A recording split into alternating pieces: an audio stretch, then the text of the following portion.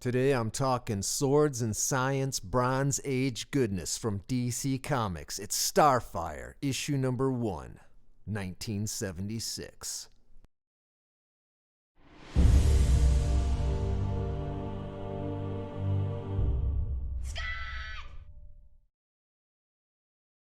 Alright, first things first, let's take a look at the indicia and the creator credits. We have David Michelinie, writer, Mike Vosberg pencils and Robert Smith inks, Joe Orlando editor.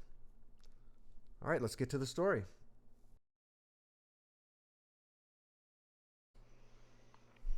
On the opening splash page, we see Starfire having been knocked to the ground by two reptilian-looking creatures when out of the shadows comes a gaudily garbed swordsman to her rescue. The stranger seems quite adept at using his sword as he slices and dices the creatures, but decides discretion is the better part of valor and makes a hasty exit stage left, follows Starfire through a metal door and bars it behind him. On the other side of the door is his floater, a highly advanced aircraft. Two of them climb on board and zoom away. Now that Starfire has a few moments of peace, she reflects on the events that brought her to this point. Origin flashback. 18 years before, as an infant, Starfire was chosen by Sukaroth, the local chieftain. Being that she was of mixed heritage, her mother being white-skinned and her father yellow-skinned, was a combination most pleasing to Sukaroth. So she was placed into a special nursery. She lived a sheltered life, but as she grew older, she became curious and wondered why her race was slave to the hideous Mygorg rulers. She was told that man was content in his shackles, and she believed it because she really had no reason not to. Yet she could not shake that uneasy feeling. She knew that her position was privileged and that there had to be a reason for it. And on the eve of her 18th birthday, that reason was revealed. She was to become Sukaroth's mate. This thought filled her with dread and panic, and when night fell, she made her escape. It wasn't long until she heard the baying of the Mygorg hunting beasts, and it brought ice to her heart. She spotted a ruined temple and made a mad dash toward it. But unfortunately, Sukaroth was one step ahead of her. And that's what brings us full circle back to where we started this tale. At the ruined temple where she was attacked by the Mygorgs, and the oddly dressed stranger came to her rescue. She awakens from her memory dream with questions. Who are you? Why did you help me? The man responds, I'm Dagon. I was searching the ruins for weapons when I heard your scream. And as for the reason I helped you, that's quite simple. You're human. Dagon brings the floater down to a small encampment. And he says, well, here we go. This is your home now as well as mine. And she responds, all right, master. And he says, master? Wait a minute, I'm not one of those Mygorg slave drivers. You're free now, don't you understand? Free. She says, free? What is free? He says, well, something tells me this is going to take some time. Time, you say? It's time for a training montage. Dagon teaches Starfire in the intricacies of combat, from swordsmanship to archery to spear chucking to fisticuffs, followed in turn by lessons in tracking and forest lore, all the arts necessary for survival. He says, you're to be commended, Starfire. In but a matter of weeks, your skills are nearly as great as mine. But curse it all, you learn for the wrong reasons. You still do things merely because I tell you to. You've got to start seeing yourself as a person, not as property. I realize that slavery is all you've ever known, but you must start thinking for yourself." She responds, "Yes, master, whatever you say." Dagon decides it's time for a history lesson, and he begins his tale. Another flashback. This world wasn't always ruled by monsters. Once it was ruled by men. There were great cities, great knowledge that produced devices like the floater. There was progress, only progress had a price. The price of war. A bitter feud between two major civilizations, a conflict so ancient that neither side could recall its origins. But the causes mattered little, for it was the blood of battle that kept the cogs of progress well oiled. I particularly was involved because I was a priest, and war had become so glorified that the waging of it had been placed in the hands of the church. In fact, my skills in the martial arts were gained under the label of religious training. But tactics and combat were not the sole realms of church power in those days, for they also held most of the world's knowledge of science and counter-science. But it was with the latter knowledge that the downfall of man began, for our learned clergy eventually succeeded in summoning the Mygorg, a race of ferocious monsters from a nether void, to aid our war efforts. The strategy worked well at the beginning, and for the first time in ages our people looked forward to the novelty of peace. Only our opponents then summoned the Yorg, arch enemies of the Mygorg from the same dimension, and power was balanced once more. But though our otherworldly allies were hideous, they were not stupid. They soon realized who held the real strength in this world. They rebelled against the humans and soon became their masters. Man's society was crushed, his knowledge lost, and rebels like myself became hunted outlaws. The Yorg and Mygorg then continued the battle they had begun on their own plane, only this time we were their tools, sent to die in their battles. And though that may seem ironic or even just, can't you see that man isn't the willing servant you were taught he was?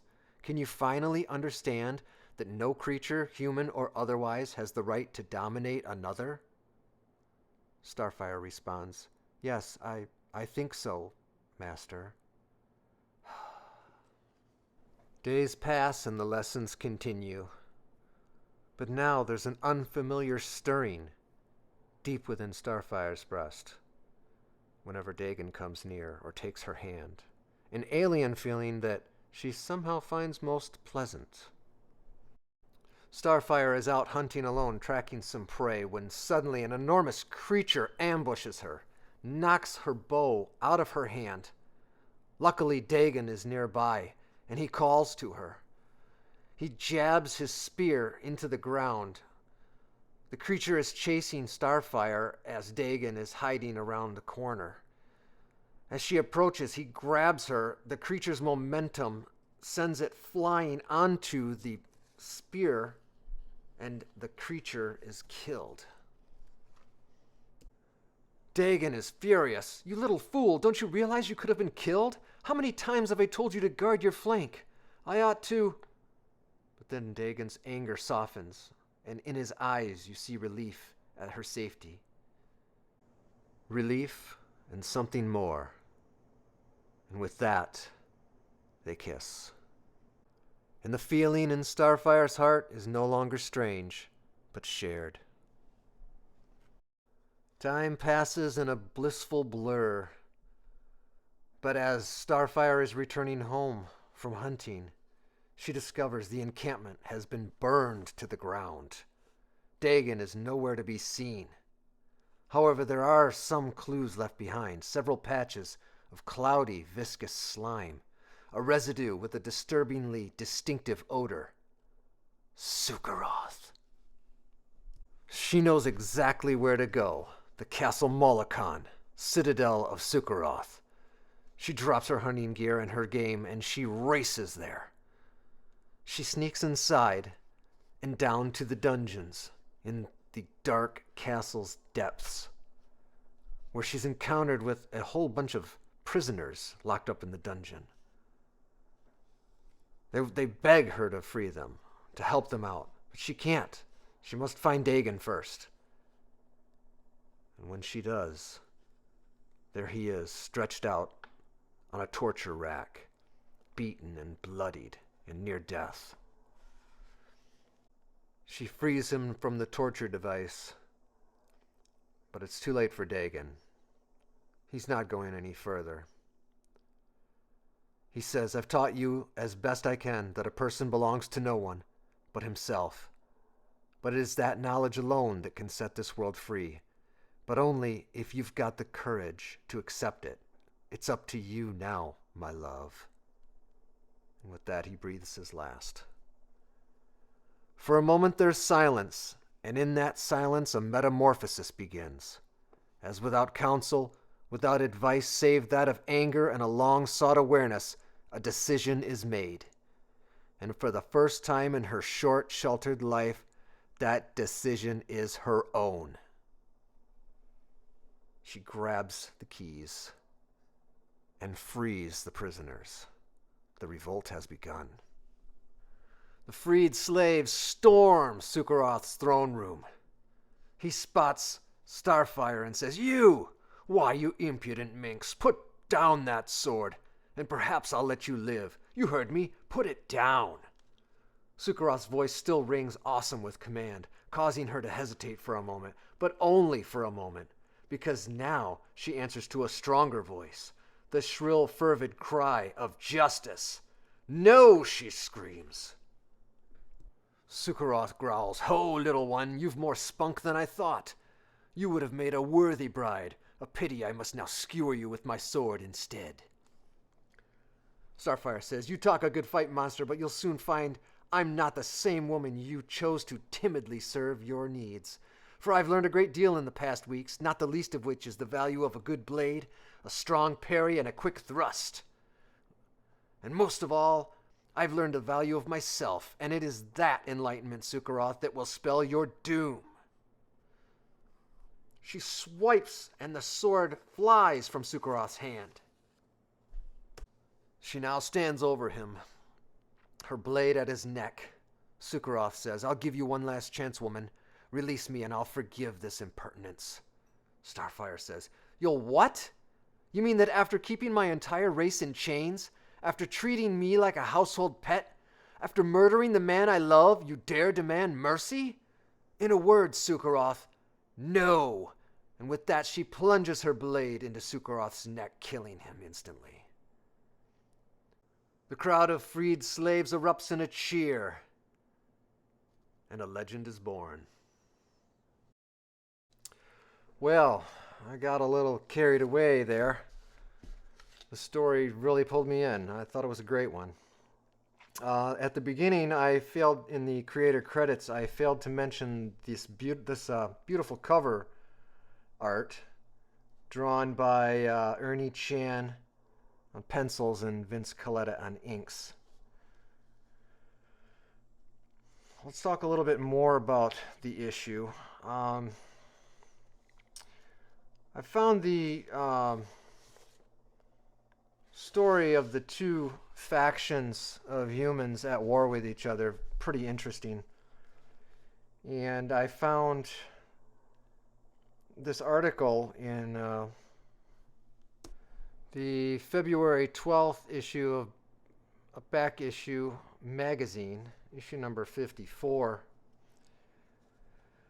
And writer David Michelini is quoted here saying, I think it was simply because so many wars on earth are fought because of religion, the crusades, jihads, etc. So why should creatures on other worlds be immune to this insanity? So I thought that was very interesting. If you're interested in Starfire, the entire series, her origins and whatnot, you can find this issue on the Tomorrow's website. It's a cheap $5 PDF download. It's well worth it if you're interested. All right, now for some awards. For favorite panel, I'm choosing the training montage. I think it's a great, beautiful Mike Vosberg artwork. She looks stunningly beautiful in this. And it's just a great panel, and I really loved it. Best character moment. This may seem a little obvious, but best character moment for me was when she came to the realization and she made that change and she avenged the death of the man she loves. Best dialogue. I'm going to give this one to Dagon for what he said after his retelling of the history of that particular world, when he said, "No creature, human or otherwise, has the right to dominate another." All right, let's take a look ahead to issue number 2. In the next issue, the opening battle in the war to win a world, the siege of Lortnan Manor, and no one who was there will ever be the same. Thanks for joining me. Thanks for spending your time watching this video. Please like, share, subscribe. Most of all, leave a comment. I'd love to hear what you thought of this. So until next time, comic on, my friends.